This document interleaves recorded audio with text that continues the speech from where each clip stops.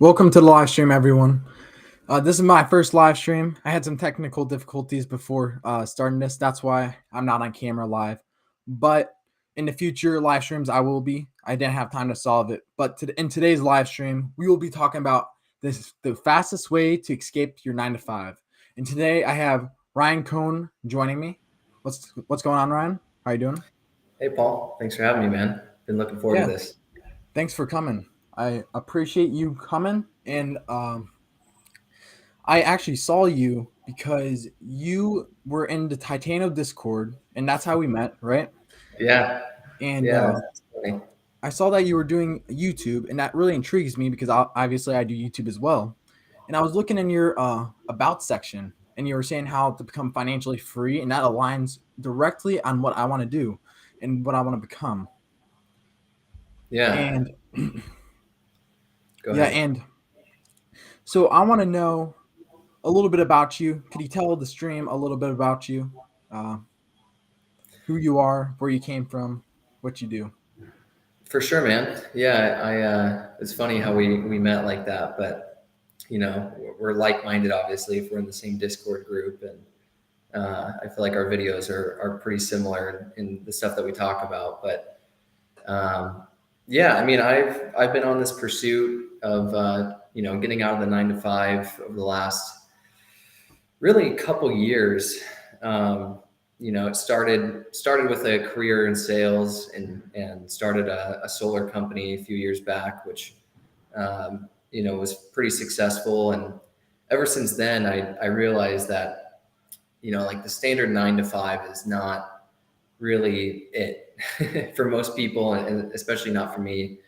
Um, and so I started on this journey of making YouTube videos and sort of documenting the things I was trying out to break away from the 9 to 5, and knowing that I'm probably going to fail. I might have some wins, but I'm going to be able to document it and be able to look back on it someday and know, you know, be able to know exactly what happened and be able to laugh about it one day. But that was really the whole purpose of this journey, and ultimately I want to be able to have time back to spend time with family, friends, loved ones. Focus on things that really matter in life.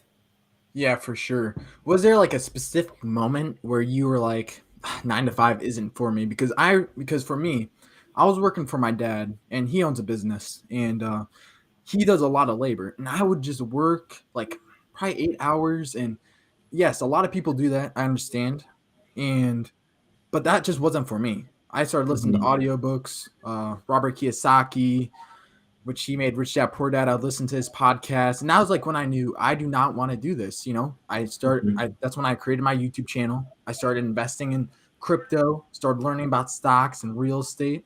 So, was there a specific moment where you were like, "Yeah, this is not for me. I'm gonna try anything I can do to get out of this 9 to 5 stuff."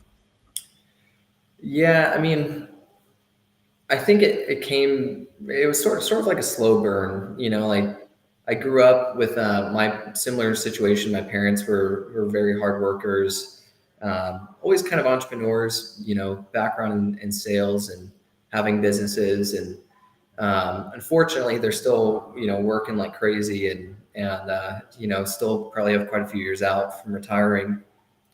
And um, yeah, I just looked at that like, man, I do not want to wait till I'm in my 60s or 70s to be able to retire. Like I might as well go as hard as I can now while I have the time and energy, and try to retire, before I'm 30 or in a couple of years even, because, um, I follow, I don't know if you know about Grant Cardone. He's another big real estate investor and sales trainer. And one of his mantras is the 10x rule. It's one of his books. And the goal of that is to 10x your goals. And if or say you want to make $1 million in, the next couple of years, we'll try to make 10 million. And if you fall short of 10 million, you're going to be a lot closer to that $1 million goal. That's for sure. But you're going to be trying to hit $10 million and blow your normal goal out of the water. So kind of went off on a tangent there, but I think that's kind of what led me to wanting to get away from the normal 9 to 5. Yeah, 100%. A lot of people want to get away from the 9 to 5. It's just not me and you. There's hundreds of people. They just don't know how to. And it's all about the journey. So, can you tell us a little bit about more about your journey on like what jobs you might have worked for before this and a little bit of your like, just give me a little bit of your journey here. For sure, for sure. Yeah, I mean, I had kind of like the normal job out of high school. I started bagging groceries at a local grocery store called Lunardi's, and made minimum wage at the time, which was $9 an hour. And I remember we had to pay union fees, which was like $100 a month or something, just to be part of this union. And that was like a whole day of work for me, even actually more than a whole day. Just went to this union that I had no use for. I Yeah. wasn't going to be there my entire life. Um, and then from there, I actually started waiting tables at a restaurant. This lady had just opened up a restaurant. It was like a breakfast and lunch place. And she was looking for help, and I was looking for a way to make some more money. And I started there as a bus boy, and I kind of worked my way up. And eventually, it was sort of like a startup. She just started this thing. There was not a lot of structure, busy as hell on the weekends. And just one day she was like, you need to take tables. Like, you're going to start going up to tables and taking orders. And I just started taking tables one day. And, I guess that sort of started my whole journey into like startup companies and taking risks and, taking on new challenges as often as I could. Yeah, 100%. So, let's talk a little bit about your YouTube channel. So, let me bring it up over here. You Yeah. have your own YouTube channel, and that's one thing we have in common for sure. Give me 1 second. I'm still trying to learn how to use this. Right here is your YouTube channel. Yeah, man. Looks familiar. And so, what made you start making YouTube videos? Like, I know you're documenting your journey, but like, when were you like, let me film this on YouTube?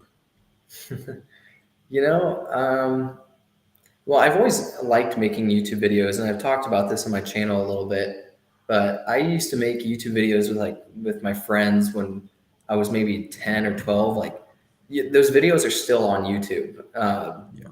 Yeah. 15 years old, and they're the worst things ever. There's like a ding dong ditch video. I was just a little shithead, basically.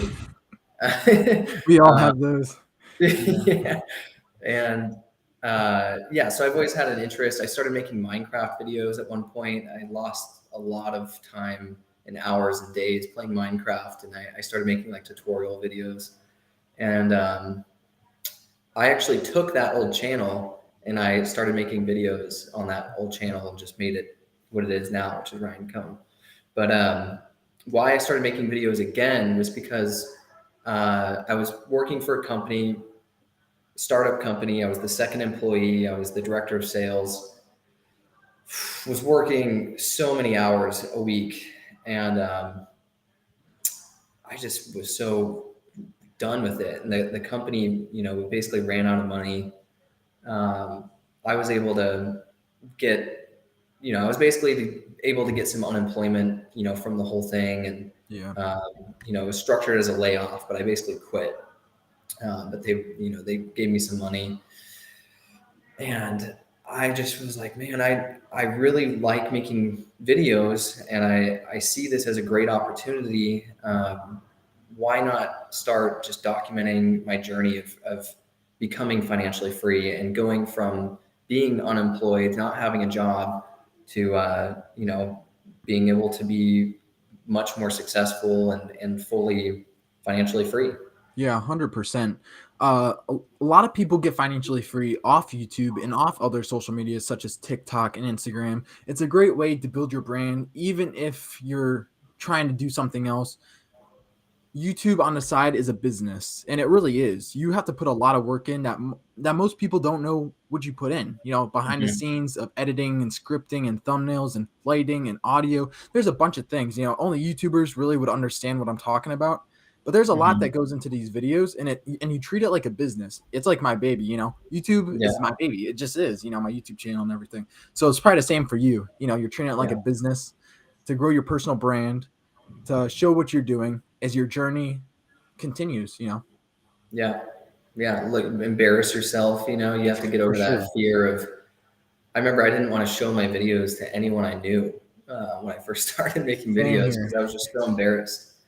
But you just have to sort of get over it. Post it to your Facebook page and just, the amount of support I got really was overwhelming. Once I did that, I felt a lot of love and like appreciation from people. It was really like kind of a uplifting thing. Yeah, and for anyone that is watching this live, if you have any questions or if you're watching this on replay, comment. Me and Ryan will be commenting back to anyone that comments that has any questions or has any comments just in general.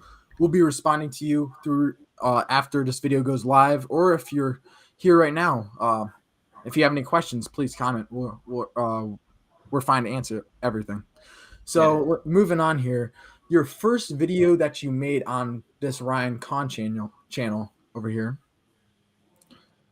uh, it was saying my online company generates over $3 million a year. Now I watched a little bit of it, and it was your solar company.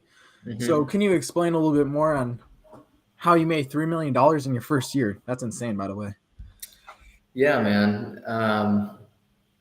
It was a great experience, and one of probably the highlights of my life was running that company.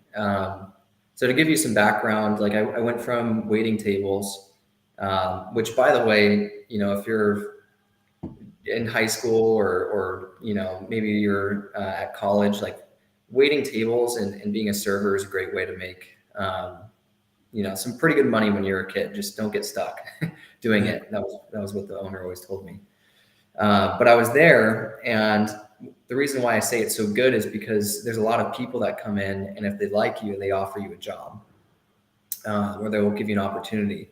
And so the owners of a solar company came in, and basically they were a bunch of kids straight out of college. They started this company. They moved over from the East Coast to California, and they liked me. I kind of became their go-to server. Months went by, and eventually they said, "Hey, man, like you would probably kill it in this. I want to give you a job. Here's the deal: you're gonna go knocking on doors. It's gonna be the hardest thing that you've ever done in your life, but you're gonna make a lot of money, and it's gonna change your life." And I sat down with the owner and just took an opportunity on it. So, or took a bet on myself and just went for it. And so I started out working for this company, sold like 40 or 50 solar systems my first year, was doing really well, all door to door referrals.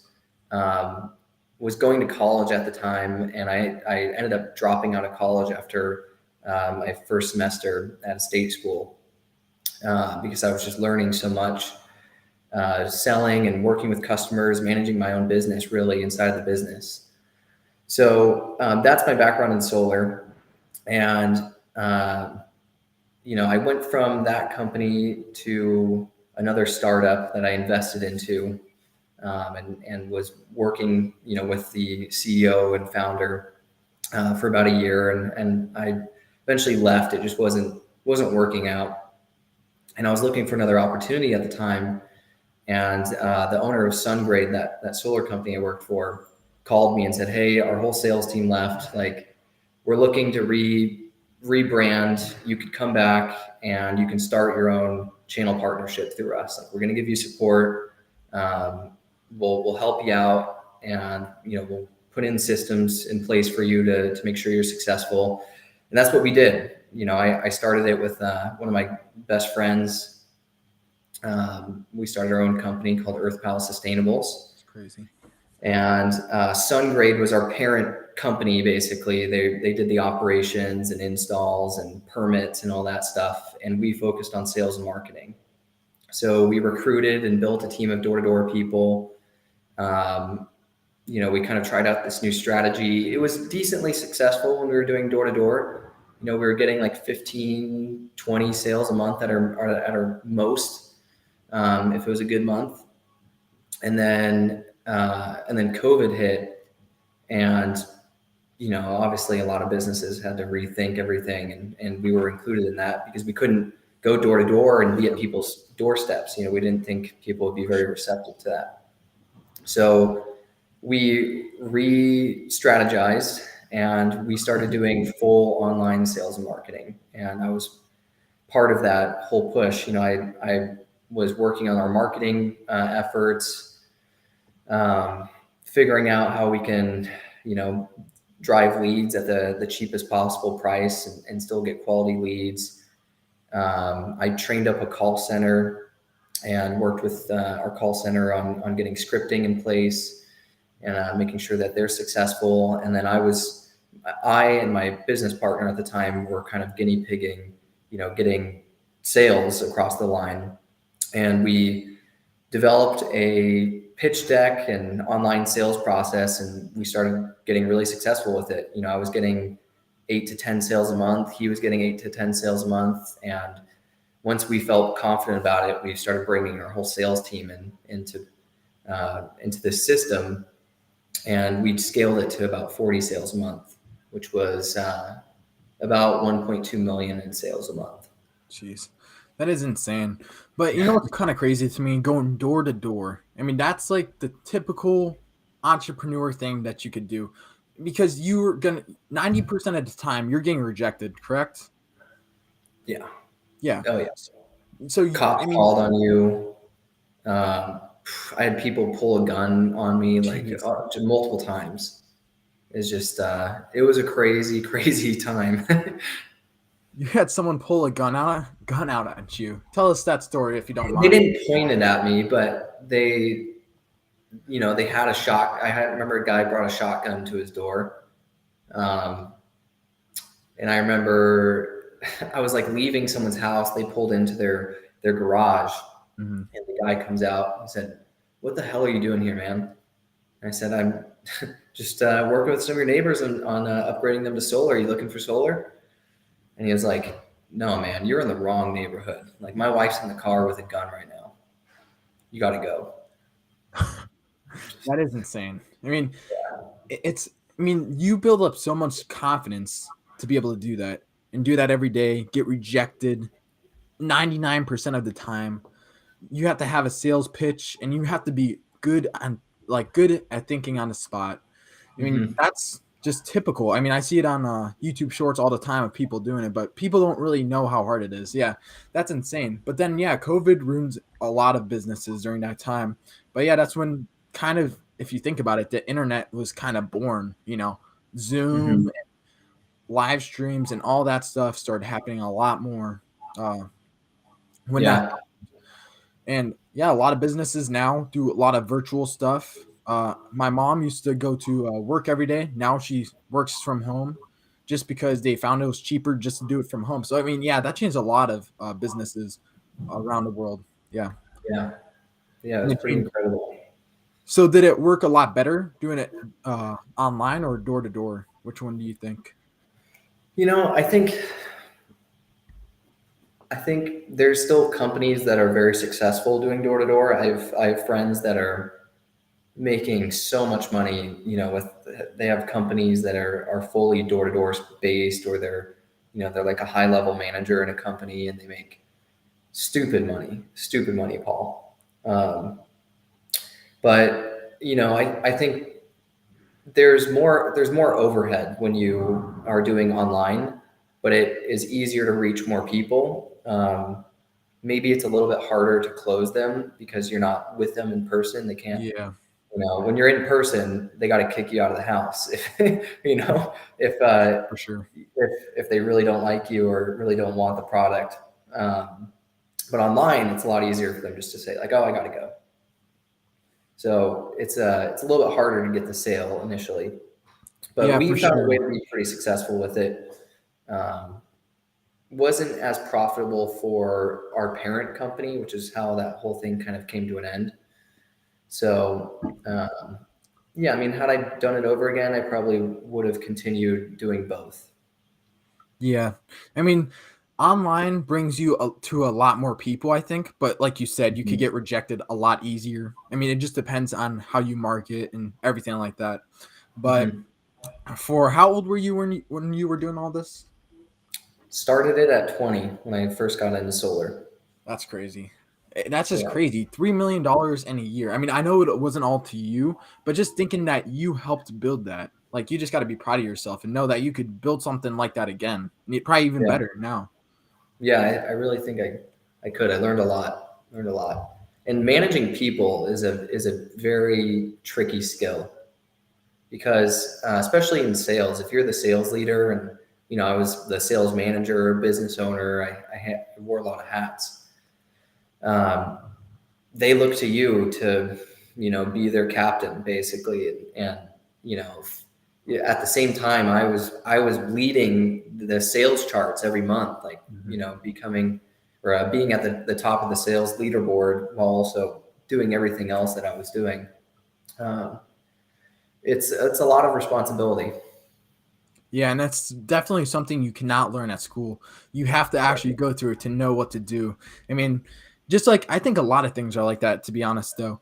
You cannot learn something just from paper or someone telling you. You have to go through that. And that's why entrepreneurs, it's a little bit different. You have to fail 100,000 times to finally learn. I know me, I'm a slow learner. So I have to fail like 50 times to be like, oh, that doesn't work. So school isn't always the right answer. I mean, sometimes going to college is, if you want to be a doctor, if you want to be a lawyer, if you want to be something in Mhm. that special field. But to be a realtor or to be something that you know that you don't need a college degree for, it's not always needed. And I think Yeah. that's where YouTube comes in too, because there's a lot of good information on YouTube. You just got to search. And you can't just settle for the first thing. You have to do your due diligence, but you have all the information on your fingertips. Mhm. YouTube is a huge source, not just YouTube, but there's TikTok and Instagram and Twitter and all those social medias. They have a bunch of information, but you just got to be able to want to learn, and it takes a lot of motivation that most people don't have. Yeah. Yeah.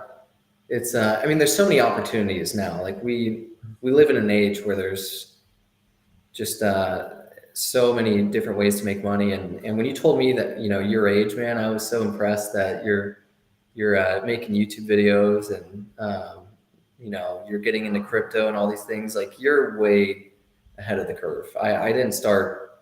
I didn't start investing into stocks and crypto until I was like 21 or 20. So yeah, you're way ahead of the curve, man. Yeah, I appreciate that, man. But it's people like you that I learned from all across the internet. I see a YouTube video, it interests me, and then all of a sudden I'm like, I don't want to work 9 to 5 anymore. But it's people like you that inspire me to be like this at an early age. So we talked about your early journey. So where are you now in your journey? Yeah, I mean, still not totally broken away from the 9 to 5. Like I have a few things that are making like some decent income. Like the Airbnb has been a Mhm. good venture. The YouTube channel has been a good venture. Still not making a ton of money from that. It really making pennies from that. But um, currently, I actually just started a job this week, another sales job, and I guess what I want to say is there are a lot of bad 9 to 5s out there. There's some that Mhm. allow you to, and I made a video about this. There's some jobs that do allow you to be flexible, work from home, have a good life balance, but uh, allow you to also kind of build your business inside the business. And that's the company I work with now. Um, so, the sales that I get, it's kind of like a recurring monthly revenue. And Yeah. as long as the client stays with us, then I get a pretty good chunk of that. Yeah. So, yeah, Yeah, pretty for excited sure. about it actually, and building that whole thing up and continuing to make YouTube videos about the things that I'm doing, crypto that I'm investing into. That's been a big part of it. Um, yeah, kind of excited for this next bull run. Yeah, me too, man. It's looking very good right now, but you never know. It could dump right at the, if an exchange falls. I just made a video. 190 more banks are in the same position Silicon Valley was, which is the bank that collapsed, Yeah. is in the same position Silicon Valley was before it collapsed. So 190 more banks. I think it was $300 billion. So you just got to be careful. You never know in just uncertain time. But Yeah. to go back to what you were saying, not all 9 to 5 jobs are bad. But after high school, I want to be a realtor, a real estate agent, and it's not a 9 to 5 because I'm not working 9 to 5. I'm working whenever I need to sell a house, because Mm-hmm. what a real estate agent is that when you sell a house, you make your money. When you don't Mm-hmm. sell a house, you don't make any money. That's why there's not, that's why it's hard to become a real estate agent. But Mm-hmm. it's not a typical financial how to get to your financial freedom. It's a No. it's a stepping stone, but it's not like the end goal, if you know what I mean. And that's Yeah. what I think what you're trying to say with your job too. It's not like your end goal to be your salesperson, but it's a stepping stone into getting to what you want to be. And Totally. the title of this video is the single fastest way to escape your 9 to 5. Now, do you think there's a single fastest way to do that? I think a really proven method of doing that is working for a company in an industry and working with them for some time, learning what they're good at, what their flaws are, and then potentially starting a business that solves those needs and does it better. Yeah, for sure. To me, when I think of a single fastest way to escape your 9 to 5, I think you are right, and that's one way. But I think there's not a single way that you could do, because Mm-hmm. what one thing works for one person might not work for the next, and it all depends on who you are and how you do things. You know, and real estate might not work out for me. I might not be. Am I? A year later, I might not be a successful real estate person. I have to go get another 9 to 5 job, something like that. But just because I'm working 9 to 5 doesn't mean that you failed. There's no one single way to escape, but there's a bunch of ways. That's just my opinion. What do you think Yeah, on that, Ryan? I totally agree, man. And there's not one correct way. Like you're gonna have to try a lot of different things. And for me, that was why I started trying all those different passive income streams. Was like, I wanted to see what stuck for me, what I ended up being good at, and then kind of dive into those and spend more time into the things that I enjoy doing and see there being an opportunity in. And one thing I'll tell you, Paul, about being a real estate agent, because when I first started in solar, I was a 1099 commission only person. Like I had no base income. Um, you almost want to treat it like a 9 to 5, if you know what I mean, in the Yeah. beginning. Like you want to put in your hours, um, go knock on doors, go to more open houses, make more phone calls, really, put a lot of effort into it. And real estate's a proven thing. So, don't discount it, because it'll, if you do become successful in real estate, there's a lot of very successful realtors out there. There's a lot of opportunity. Yeah, for sure. I'm actually doing an internship with this one lady. She's super successful real estate agent, and I understand what you're saying. Don't take it lightly just because you don't have to work a 9 to 5. And I understand Hmm. that. I think I'm gonna be um, a full time real estate agent. And what I mean by that is, I might work a Saturday. I might have to work a Sunday. I might not want to, but I'm going to. It's because I'm gonna put my heart and soul into what I do until I have a stepping stone such as YouTube. But if I blow up on YouTube, maybe I'll take a part time. Maybe I'll do Hmm. part time real estate. So that's what I'm going to do. But I have a super successful lady that I'm working under right now, and she's very very nice. And yeah, and Yeah. that's what I'm doing right now. But Yeah, that's great, man. That's really great. I think that was the same mentality I had when I first got into sales. Was like, I will outwork anyone that I'm working against. And if there's people on a leaderboard, like I want to be on the top of that leaderboard, and I'm going to learn from people that are better for me, and just be vulnerable in that sense. Like find the people that are doing well, and learn from them. yeah, But for one other sure. thing I think that is a great opportunity right now is crypto. I think, just getting in while everything's low, kind of playing the waiting game over the next year or two until the next bull run hits. We all saw what it did last bull run and the year before that, or the bull run before that. I don't know if you saw it, Paul, but I was pretty successful in the last bull run. And that's kind of what led me to being able to buy the Airbnb. I didn't see that video, but before we talk about crypto, I want to Sure. talk about learning really quick because I think a lot of people misunderstand learning because when they think of learning, they think of school. But I think it's totally opposite once you get out of school. I think you can never learn too much. And actually, I think I heard a quote something like school is only the end of your the end of your school days are the beginning of your learning days, something like that. But what Mm-hmm. it means is after school, you're not done learning, If you want to Mm-hmm. become successful, you have to learn from the best, You have to Mm-hmm. learn. You're not the best. You have to accept who you are and where you are at that point. And I think having the mentality that you know everything is not going to get you very far. And that's for anyone, Even Elon Musk, he does not know everything. He has Mm-hmm. people smarter than him working under him that tell him what to do. And Mm-hmm. that's just how life works. You're not going to know everything. You're going to have people that know more than you because there's just no way that you can know everything about everything, There's Yeah. smarter people in different areas of life, and you just have to listen to them and learn from their mistakes and your mistakes and everything like that. All I'm trying to say is you just got to learn after school and not think you know everything. Yeah, I think that's a great point. That's a great point. What do you plan on doing to continue that education once you graduate?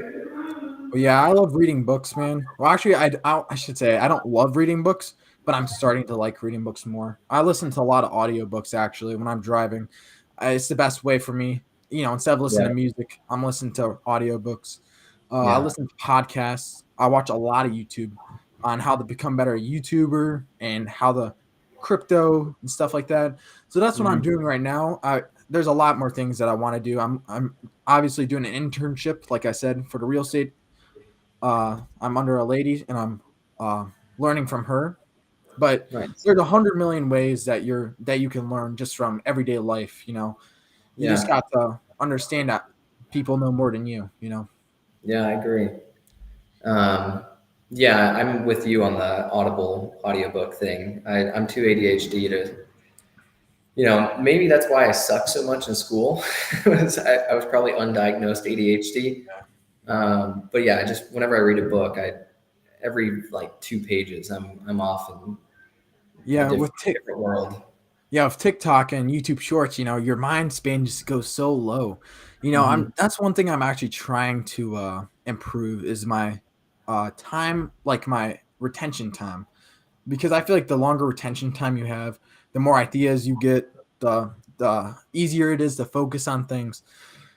So that's why I think reading books is super important still. Yeah, Audiobooks is really good and convenient, but I think reading books the authentic way is probably the best way just because you don't want short retention time. It doesn't work for anything. So, yeah, I mean, I agree with you though. Audiobooks are really really helpful once you're like, doing something you can't always read if you're on a run or if you're driving or anything like that. yeah, yeah. I agree. And yeah, I mean I've always kind of looked at myself as like a student. I'm always trying to learn new things and try out different business models. Learn from people like on YouTube, like you were saying. Audiobooks have been a big thing for me. That's actually been a really big game changer. I listen to like a new audiobook every month because of my subscription. And I think there's a good way to do audiobooks. Like for me, when I'm at the gym, I'll just stop if I hear something good and open up my notes app and just start writing down notes on what I'm learning. And I've been able to really make some good improvements with like how I structure my day. I listened to a book recently called Eat That Frog, which is a really great book. And it's about like, if you basically, if you have a really hard thing to do in a day, it's better to get that hard thing done the first thing in the morning. That way, the rest of your day is, much easier and you're able to focus on those littler tasks as soon as you get your big thing done. which is kind of like eating a frog. Like if you have to eat a frog, you might as well eat a frog in the morning. Yeah. Yeah, for sure. I mean, there's a lot of books that are very, very helpful. And I only wish I could read all of them, you know. There's a lot of books that I just see the title of and I'm just like, "Oh, I can't wait to read these." But there's a lot of books out there and a lot of them help you for sure. And one book that I really love is Rich Dad Poor Dad by Robert Kiyosaki, as well as Mhm. Atomic Habits by James Clear. Those are like two of my favorite Those books are that I've great. read so far. And if Atomic you haven't read Habits. them, you should read them. And to anyone out there in the live stream, what books have you guys read? Because I mean, what's your favorite book? What is your favorite book? My favorite book, I would say Eat That Frog had the biggest impact on me, but Atomic Habits was really good too. Yeah, for sure. Um, So, what's that? Crushing It by Gary Vee is a really good one, especially for, if you want to become an influencer. The audiobook was great because Gary Vee reads it and he has a lot Yeah. of character. And the thing is, I think Gary Vee is one of the reasons I started to really take YouTube serious, to be honest with you. Mhm. How he was saying personal brand is on social media, and it's 100% true. You see these TikTokers and YouTubers, they have their own merch, they have their own restaurants, they have this and that. No matter where they go, their audience follows. And Mhm. it just is what it is. You know, if you want to become a big business person, you're gonna have to be on social media. You're gonna have to have a presence. It's just the day and age we're at. So no matter what you do, you're gonna have to have some type of social media presence, in my opinion. Yeah, I And right now, agree. it's the easiest time to get into social media, YouTube and all that, because there's YouTube Shorts. There's just a bunch of different people. You know, people think YouTube's saturated, and I'd have to beg to differ. I watch a lot of YouTube things, and I've been doing YouTube for almost a year, on and off. I haven't been doing it consistently, but I was only pulling in 5 to 10 views at a time, and now I'm getting like 1,000 views per shorts. And it's Yeah. just that I'm making better content that people like, you know, more interesting subjects. And it's, you know, you can say yes, it's the YouTube algorithm not liking me, but in reality, YouTube just wants to make money at the end of the day. So whoever Mhm. watches your videos, if more people watch your videos, they're gonna push it out to more people. And it's just, Yeah. it's just that's how it goes. You know, I love watching Mr. Beast. He's the goat at YouTube. Yeah, he So is. he's He just an is. inspiration. His podcast and everything. I didn't know he had a podcast. Well, I don't think he has a podcast, but I think he goes on a lot of podcasts, like Oh yeah. different people's podcasts. And I just, they asked him about YouTube and everything. It's just so interesting. He knows Yeah. so much about what he's doing. You know, I think he did YouTube for 8 years before he actually blew up. It's just insane how much persistence this guy had, and now he's one of the biggest YouTubers ever. I would say he's probably the best YouTuber out there. You know, I mean, yes, there's T series and that's bigger than him and stuff, but he's like a single man working on his YouTube videos, and Hmm. he's putting out better YouTube videos than like TV shows out there. Yeah. Yeah, I mean it's really impressive what he's done. He's such like a philanthropist. He gives back in so many ways with his charities and and just even in his videos, he's just giving away millions of dollars like every month. It's crazy. Yeah, yeah, for sure. So I know we sidetracked a little bit, but let's go back to your YouTube channel really quick here. So you started posting 2 years ago about your businesses, about Airbnbs, your employment to financially free, and all these side Hmm. hustles. But then when we move up, you started getting into crypto. So Hmm. are you like, what's the future of your YouTube channel? What are you trying to do with your YouTube channel? Like, what's journey are you trying to take here? I think for me, the part of that experiment was like I'm gonna do like a shotgun effect or like throw out a wide net and see kind of what I catch. Um, and so that video I made, the unemployed to financially free, I talked about like 9 different business models. It was like selling things on Amazon, investing in crypto, my Airbnb, starting YouTube automation, which YouTube automation was not really successful. It took a lot of money. Um, and I sort of found like what it is I want to focus on more. And YouTube is the big thing. You know, I want to make more YouTube videos and really grow my channel. And I like personal finance, so talking about things that are happening in the financial markets, like you know, similar to you, Paul. Yeah. Want to talk more about crypto because it's something I'm passionate about, and I really think it's one of like the biggest money making opportunities in just in all of our lifetimes. Like if you're not investing into it, you're really leaving yourself open to just not being able to make as much money as you could. Yeah. Um, and there's just so many different ways. Like it's risky, yes, but you know if you're young and uh, you know you have time to be able to afford mistakes, like this is the time to do it. Kind of expose yourself to it. I eventually would like to start my own crypto project. Hmm. Still, you know, I've brainstormed ideas on what that would be. Still, you know, definitely need a lot of time and effort to really figure that out. But I think that is something I would like to do as far as like my next real business that I start. Yeah, that's super interesting, man, because honestly, I remember in the last bull market, everyone and their mothers was creating crypto projects. I mean, yes, half of them were scams. Yeah, you're going to have those.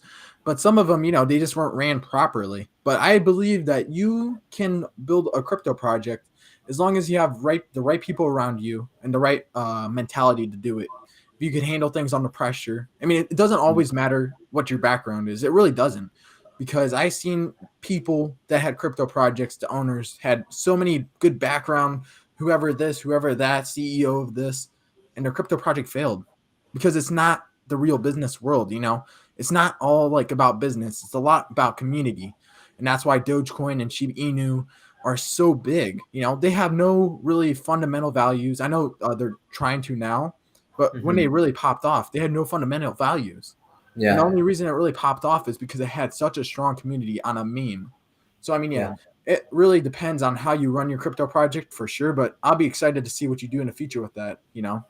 Appreciate it, man. And you hit the nail on the head. Like community is the biggest part when it comes to a successful launch in crypto, and like that's kind of what I've realized is I want to build my community on YouTube, become someone that's respected in crypto, and just is kind of ahead of the curve, knows what the trends are, and I really want to spend a lot of time looking at all these different projects, seeing what can be improved on, and then coming up with my own project that solves a lot of the needs that there are. I don't know exactly what that is yet, but it's got a lot of time to figure it out.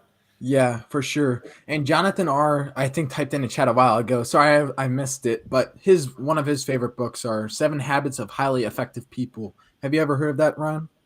I've heard of it. I haven't read it. Yeah, I haven't heard of it or read it, but it sounds very interesting. Anything that's like habits. Habits are a Yeah. huge thing in being successful. Waking up early. It's just having the same habits over and over and just keep grinding, no matter in the dark, in the light. Because I feel like, yes, you might see these, for an example, you might see Elon Musk now, famous, rich, whatever. But before he was rich, no one knew who he was.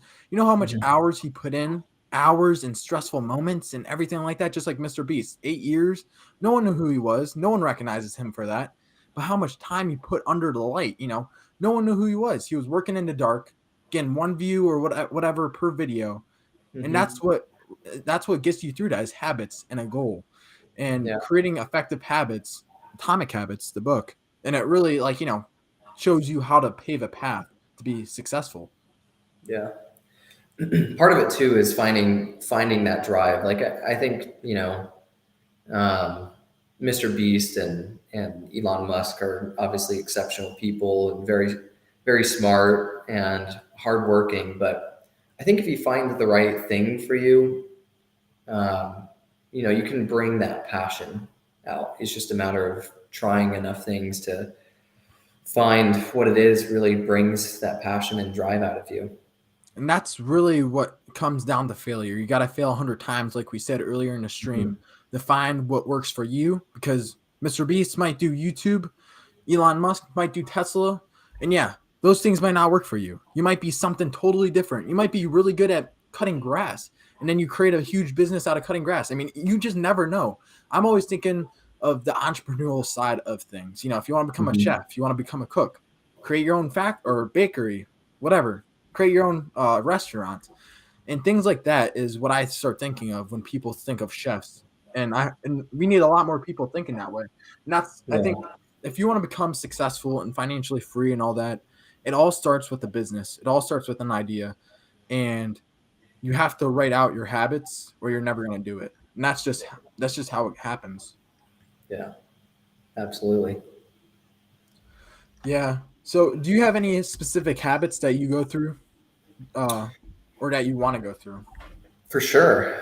Um, for me, I try to get up at the same time every morning, and I pretty much never sleep in anymore. It just doesn't happen. But I usually am up by like 6:30 each morning on the weekday. I'll go to the gym 4 times a week, and I've been implementing a meditation at the end of my gym using Headspace. But one thing that's been a big improvement for me, I learned from Eat That Frog, is using my Google Calendar and like Google Tasks to organize what I'm working on each day. So one thing he recommends in that book is organizing your tasks so that you have like your big master goals and tasks. Like, what are your things that you want to accomplish in the next 10, 20, 50 years? And you write that as on your master task. And then your next task list is working on your monthly task. So like, what by the end of this month do you want to accomplish? Is it losing 10 pounds? Is it making X amount of dollars? Is it investing in 50 projects or whatever it is? And then on your weekly basis, you're breaking it down even more. Like, what do I need to do to reach my monthly goal this week? What's going to keep me on track?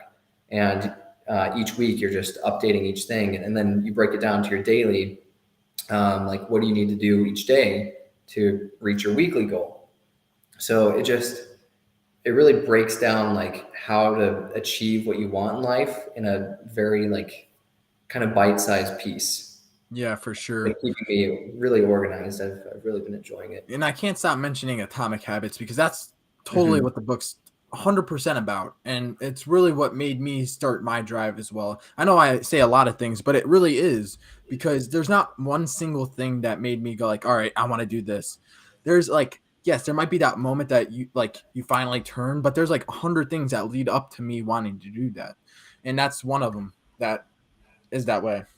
So Yeah. let's talk a little bit about investing because I feel like we talked a lot about business side and journey and stuff like that. And I feel like what gets slept on, especially at school, because they don't teach about investing at school at all. And it really bothers me, especially because I'm biased on investing 100%, but they don't teach that at all. They talk about 9 to 5 jobs 100%.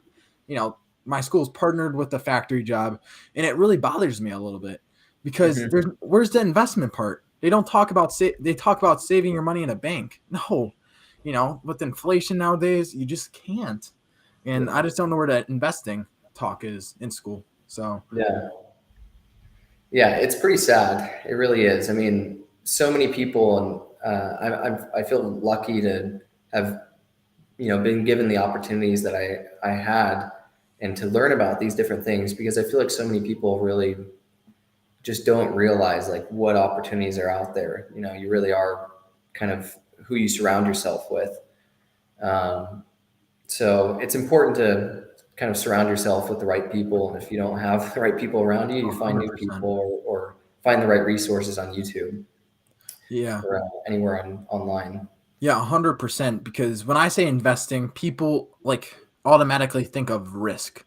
And yeah, Hmm. investing does have risk, 100%. But when you're saving your money, that's 100% risk of losing value.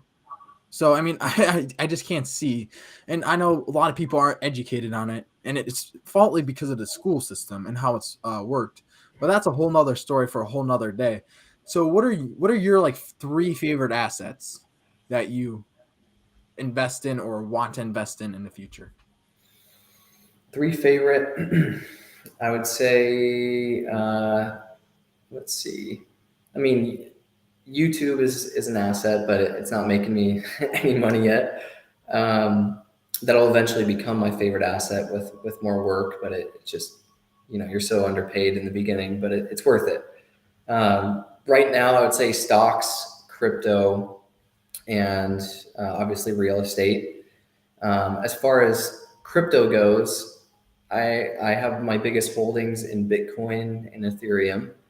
Um, Made a pretty decent investment into to Switch. They just launched yesterday, um, and I put some more money in as soon as it launched, just seeing how much money was flooding into it, and that's gone up like 100% now. So doubled my money so far, and it's making like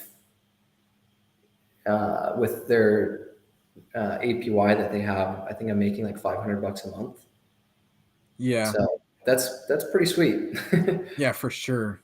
My favorite assets is definitely crypto. I can't talk about stocks because I never invested in stocks, but since I'm becoming a real estate agent, uh, definitely real estate. I want in the future. My plan is to have a bunch of investment properties. There's a bunch of tax benefits. You get passive income from it, and yeah, I think you could really grow from having that. Just using the money from maybe the first two properties to invest in another property and so on and so forth. And I think that's a really good investment. And the next one, I would have to say something like gold. And I know that's super unpopular. And I would like to say stocks, but the reason I can't say stocks is because I never invested in. I never invested in gold either. But I'm just gonna say gold, just for the sake of the stream. And why I say gold is because it it doesn't go up really, it doesn't go down, but it hedges inflation. And if Hmm. you're I feel like all assets have a purpose. If you want to make money, you might want to go into crypto. If you want to, but that's risky. That's risky if you want to make money. If you want to make a little bit of money, but not have so much risk, go into stocks. If you want to have some tax benefits, go into real estate. And if you just want to hedge inflation, not lose or make any money, but have a real secure, make sure that inflation isn't eating all your money up, go into gold and silver. Yeah. And I'd say, yeah, that those are why assets are there. And that's why I feel like the rich are rich and the poor are poor. If you want to become, I'm not saying if you want to become wealthy, you're going to become wealthy off it. But if you want to save your wealth that you already have, you have to invest in assets. And it's Yeah. just what you have to do. Yeah.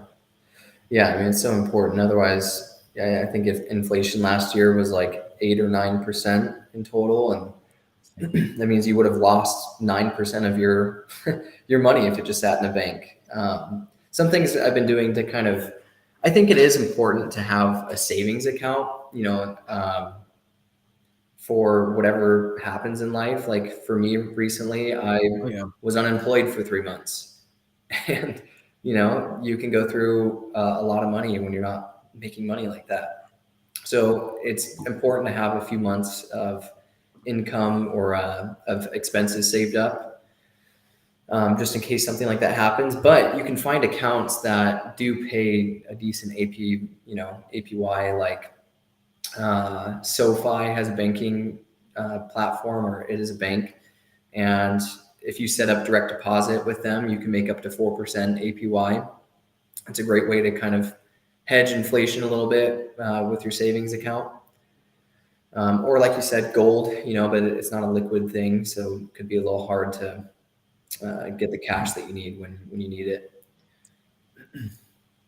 Yeah, for sure. And Crypto Freedom said, all crypto for me right now, majority in micro caps with big potential. So that's what he's Of invested in. that. And I got to say, right now, I'm only invested in crypto, Hmm. and it's for a reason. And first, before I even start that, I want to talk about the point where you made you have to have some cash. You made a good point. You have to have some cash on the side. And I know when I was saying you have to have assets, a lot of assets, and that's 100% true, but you also have to have cash because you never know what's going to happen in case of emergency or anything like that. You have to have cash or something in your savings account.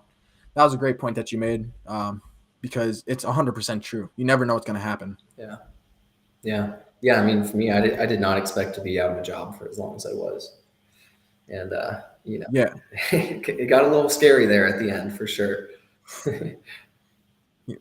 Yeah, that you have a job now and that you're still on the way of financial freedom. I mean, Yeah. your YouTube channel has 1.19K, I'm pretty sure, Yeah. which 1,190 subscribers. That's crazy. So you build up a huge audience by talking about what you love to do. That's just insane. And that's what I'm trying to become as well, because I want to show people my journey. And I haven't started my journey yet. I mean, I guess I have, but I really haven't. So after high school, I'm going to be showing my journey of what I go through real estate and then how I transfer from real estate into creating my own business and then investing Mhm. into real estate properties and just expanding. And that's really what I want to go to. Really, that's really where I want to go through too. Just like your Yeah. YouTube channel and what you're doing. Yeah. So yeah, I see crypto freedom here. He's investing into collective finance. I actually haven't heard of collective finance, but um, is it anything like level finance? If it is, and then I know a little bit about what that's about. Have you heard of level finance, Paul? I heard of collective finance, but I have no idea what it's about. I'm pretty sure they might be partnered with truth seekers, but I'm not 100% sure if that's Hmm. true. But what did he say right here? He said Yeah, hear that, man. Well, best of luck to you. he said It's a my pleasure. engineering jobs ends next Friday. His plant is closing, and Mhm. I'm going with it for crypto slash YouTube. Um, What I will say is the crypto, and Paul, when did you start making crypto videos? about a year ago. About a year ago. A year ago. So what I've noticed is that the overall like demand on crypto videos is very low right now. Oh, for sure. But during the bull market, it was like you could be the biggest idiot and talk about crypto, and Oh, you get 100%. 100,000 views. So I think it's good to establish your audience now. You know, kind of become someone that is respected, even if you're not getting a ton of views right now. I wouldn't expect a huge audience during this time, but you're going to set yourself up, for the next year or two when crypto does become big again. You're going to be kind of at the forefront. So it's a good time to build your audience, but just know it might take a little bit longer than you think. Yeah, 100%. Crypto Freedom said, any tips? Do you have any tips for him, Ryan? As you've been through a lot. I think that was my big tip there was you know, just know that it takes a lot of effort. It's going to take some time to build your audience. Um, Stay consistent. Put out a lot of content. Use shorts. What I've been doing is using my long form content. There's a feature YouTube has now where you can remix your long form content on your cell phone. So if you go on your YouTube app and click on your video, you just click remix, and then you can create it into a short really easily, or just reuse your content for shorts, and that's a good way to get some more views and Yeah, subscribers. Crypto Freedom. I know I'm not in your position and I've never been in your position, but if I had any tips for you for YouTube and just general YouTube, I would say post as much content as you can, just not on YouTube though. Make sure you diversify into TikTok, into Instagram. Get yourself out there, go into Twitter, and make sure you collab with other YouTubers. Collaborations are a huge thing. Make sure you make stuff with popular stuff that's trending right now. That gets you a lot of views really quickly, and it'll get you a lot of subscribers. You want to make long form content, short form content, and live streams because it'll make you connect with your viewers, which will bring them back because you shorts brings in a lot of viewers. It's like a stimulus check. It gives you like a bunch of money right there, but it goes away really quickly. So if Hmm. you have if you do a live stream in a long form video, it will bring back your viewers. So my advice is just do a bunch of research. It's whatever your engineering job, if it was like a 9 to 5 or if it was like a lot longer, put double the time into YouTube and just keep grinding at it. You're not gonna become a million subscribers in a day or a week or a year, maybe. But over time, and like Ryan said, my first video that I made, and I had like, if you go back at it, it's like so cringy, it's so bad. But somehow I got 300 views, and that was during the bull market, like you said. And then I started getting better and better, but we were heading into bear market. I'm like, how are my videos getting worse? You know, and I was Mhm. judging my videos off of views. And just like you Mhm. said, because we're in the bear market right now, there's less people interested in crypto, right? All the retailers and all the people that were trying to get Lambos are out. My bad. But all the people that were trying to get Lambos are out of the crypto space. Mhm. And the real people that love crypto, diehard crypto fans, such as me, you, and Crypto Freedom, and everyone else watching the stream, uh, we're still in here. And the thing is, you just got to create content for them as well. So that's my biggest advice. I don't know if that helps at all, but Yeah. uh, yeah.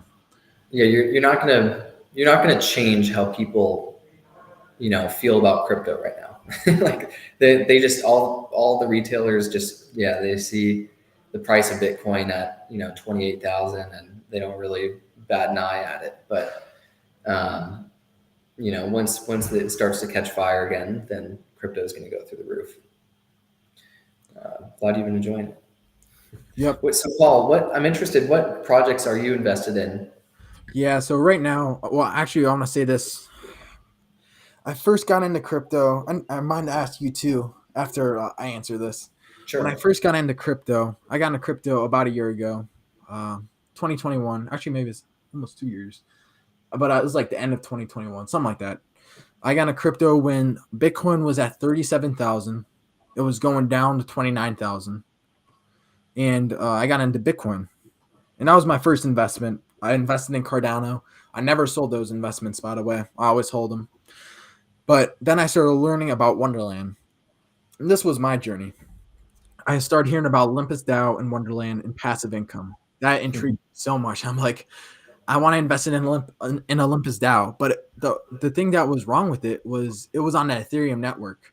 Mm-hmm. And at the time, and it might still be like this, but uh, Ethereum has such expensive gas fees. So by the Yeah. time I invest into Olympus with their tax fees and Ethereum's tax fees, I would have like $0. So then I waited, and all of a sudden Wonderland came. It was on the Avalanche network, and Mm. Avalanche was so much cheaper. I think it was like 10 cents per transaction or something like that. So I invested in Wonderland.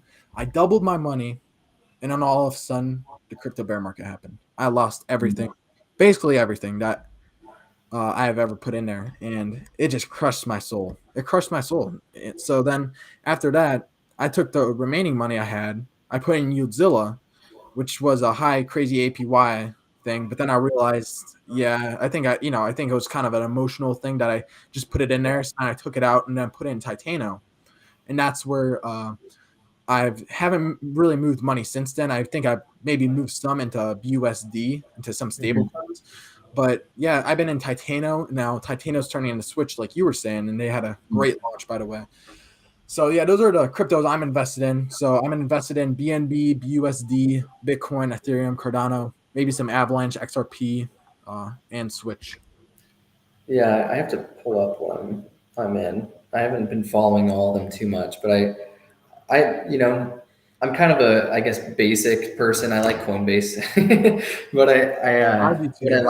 what I like about Coinbase, they have like this premium feature.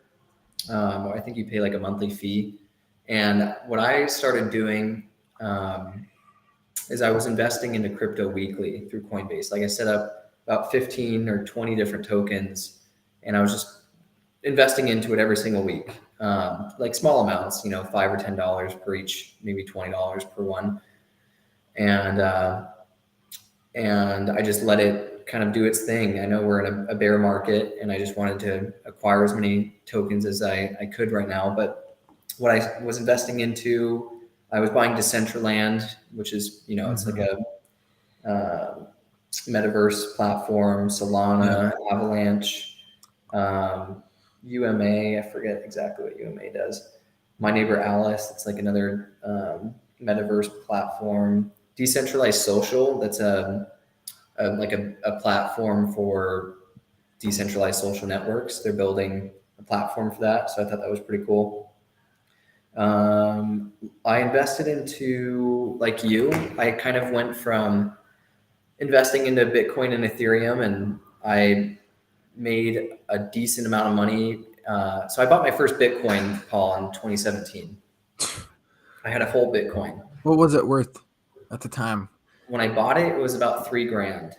Oh man. And I bought it from a friend who was he was shipping illegal substances. I'll just say that. And and he had this Bitcoin, and I was like, you know, I'll buy it from you, I guess.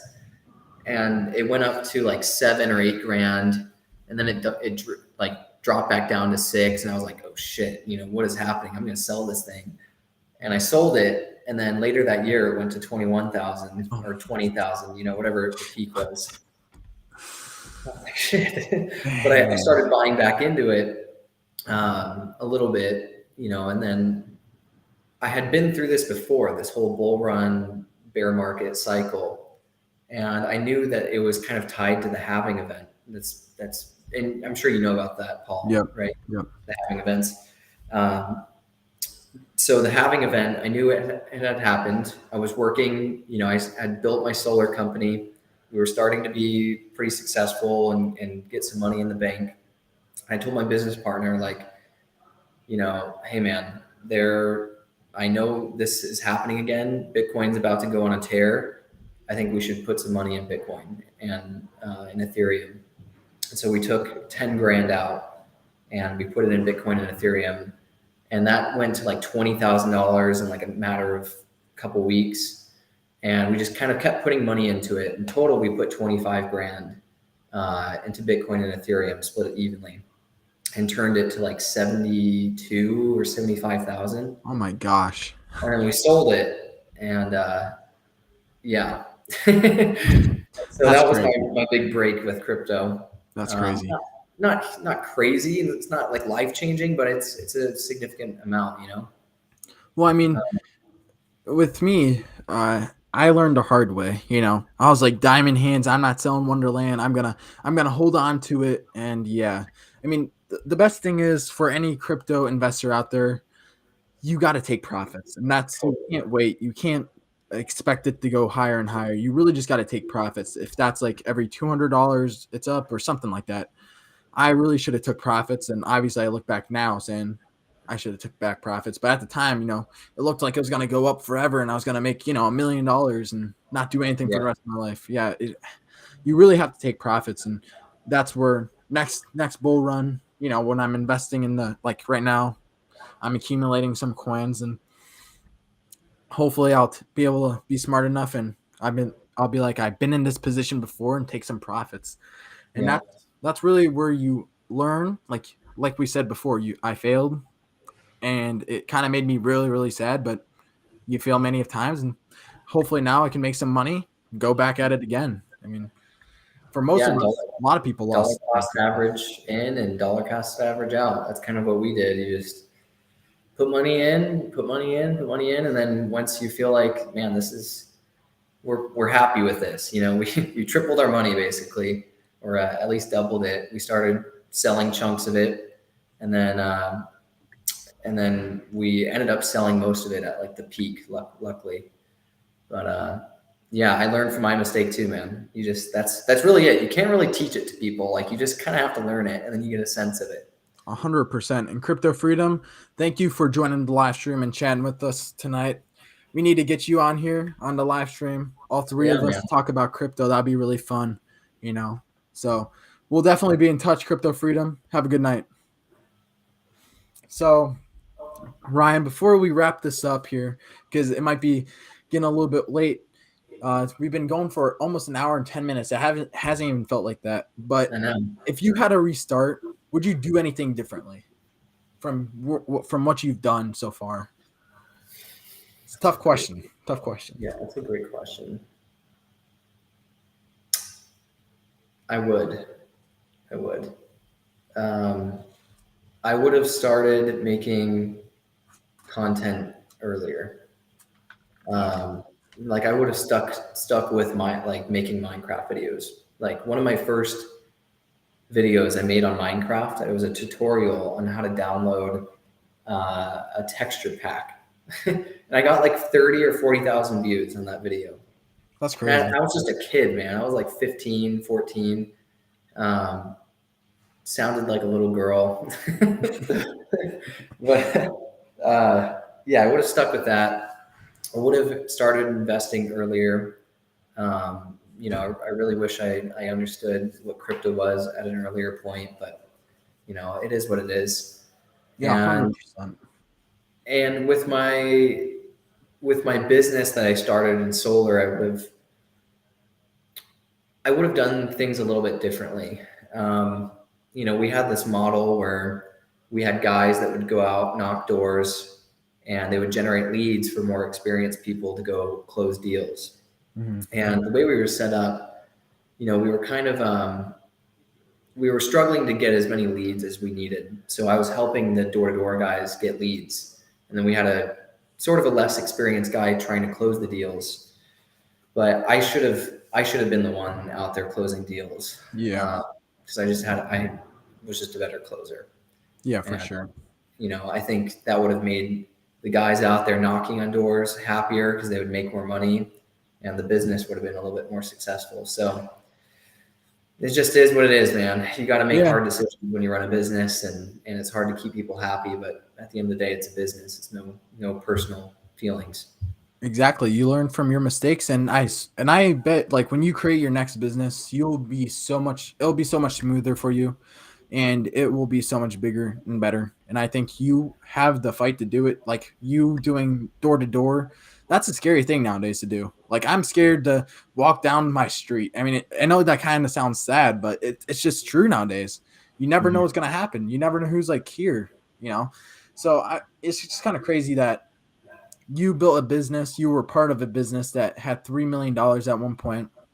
Yes, you might have not gotten any money from it, but at the same time, you got more importantly the experience, and I feel like that carries over to a bigger positive gain for you, in my opinion. Yeah, yeah, And appreciate it, Paul. yeah, for sure. So I also have another question for you. So Sure. if you were how do I say this? So if you were me, so if you were 18 again, what would you start with? Would you just start making videos like you said? I know it's almost like the same question, but would you start making videos at 18? And like, so if you were like an 18-year-old back again, Mhm. what would you start doing for any 18-year-olds out there Yeah, or I would younger? say YouTube is a great thing. I mean, there's so many different ways to make money online. I was decently successful at selling things on Amazon. I think that Amazon's a decent platform, if you want to give it a shot, but just try everything, man. Like anything that interests you, give it a go. I think you're ahead of the curve. Honestly, at this point, like if you're living at home and you don't have a lot of overhead expenses,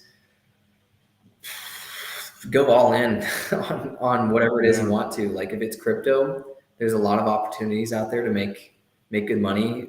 Take any money that you have, or from your job that you're working, and just probably put as much as you can as much as you can afford, at least, into crypto.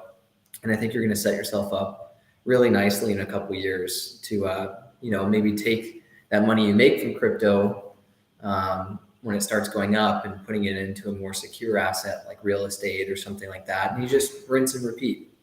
um, for sure.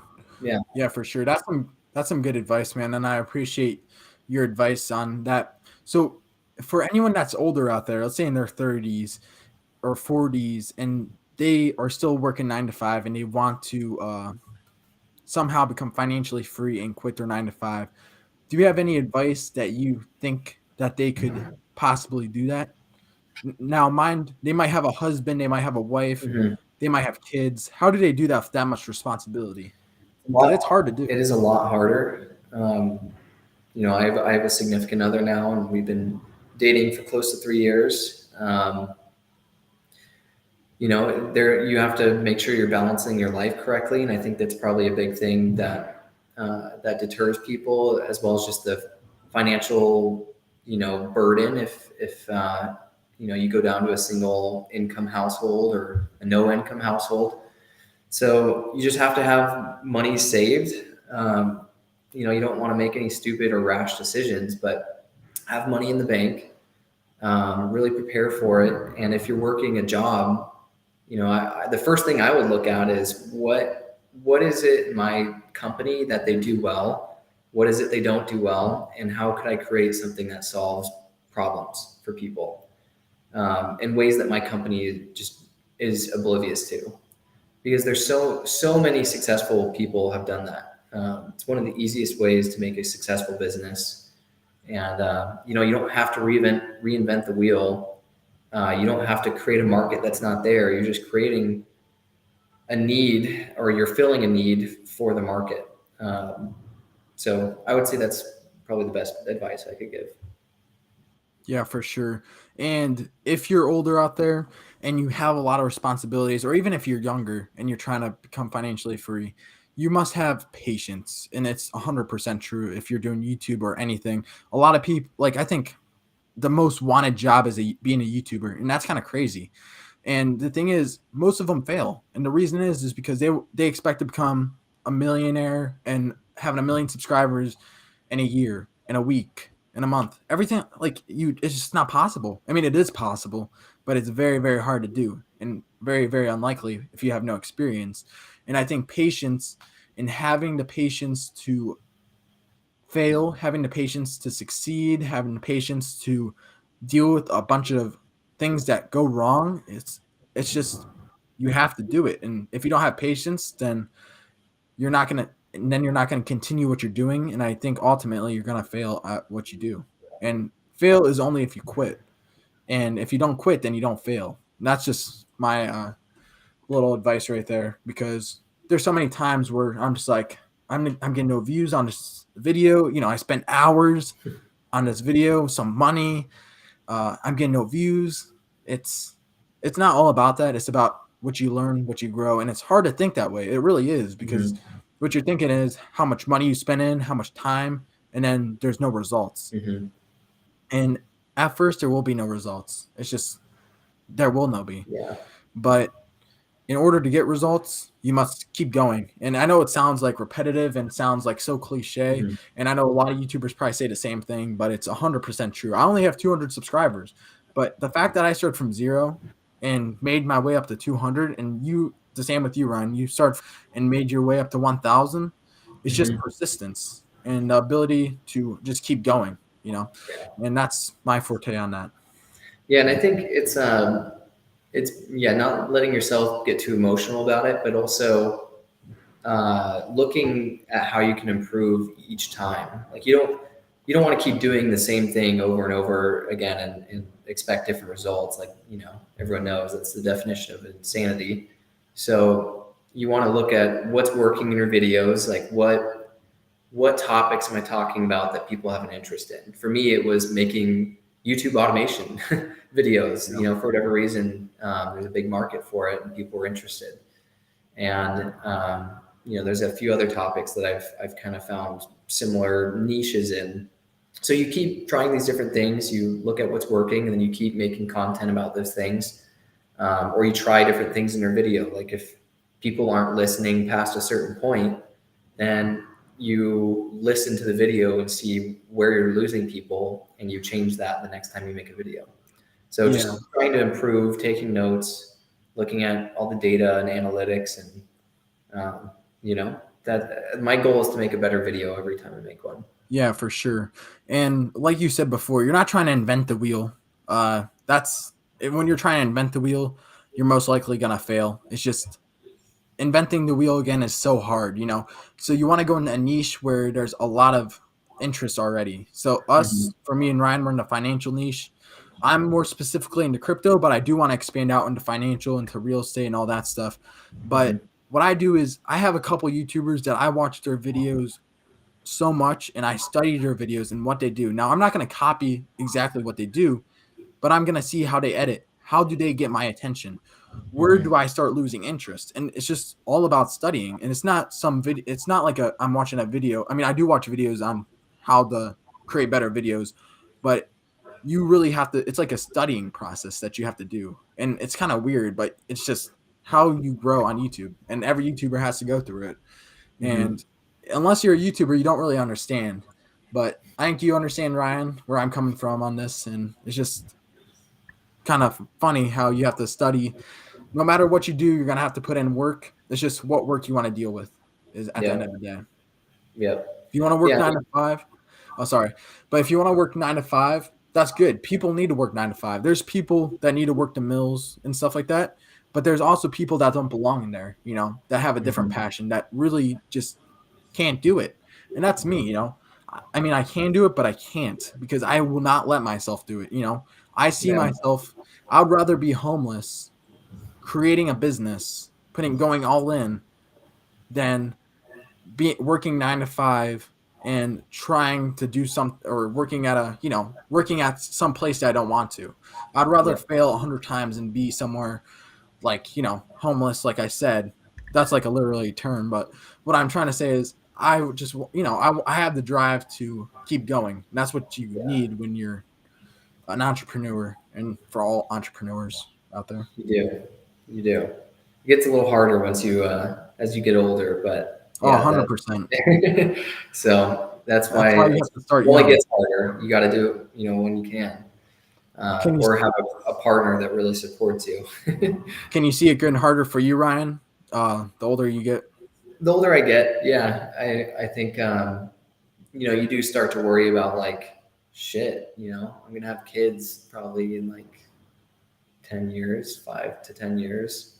Um, got to have money for them, and you got to be ready to take on this additional expenses and pay for a wedding and all those things. So life definitely gets heavier for sure. Yeah, but I know you have a plan in your head on what you want to do and where you want to be.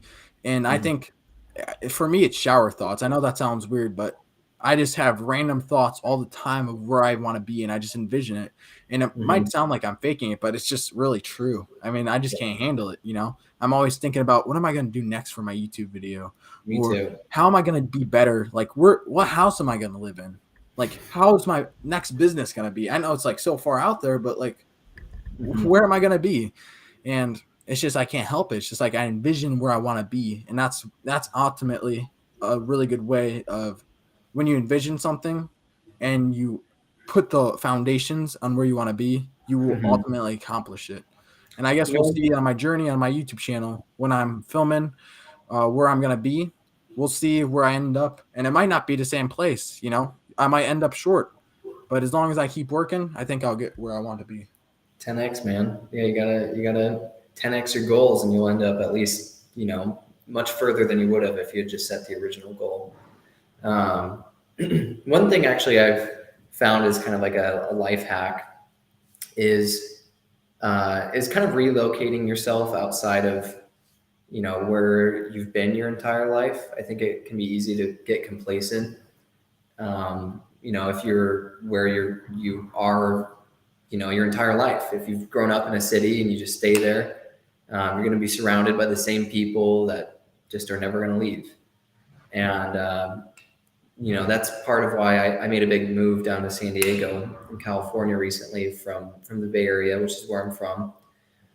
And it was just I had to get out of my comfort zone again. Both my girlfriend and I. And since moving here, like life has just gotten so much better, happier. We're both working to improve ourselves more, and it's just you are who you surround yourself with. We're meeting great people and successful people, and it's just I think it's a big hack. Putting yourself in a place where you can be creative. 100%. The people you hang out with and where you live, 100% uh, has to do with how you function in the long run, and it's just how you function is really on who you hang out with, and it's really true. I mean, if you hang out with bad people, you're gonna be bad. If you're gonna hang out with rich people, you're gonna be rich.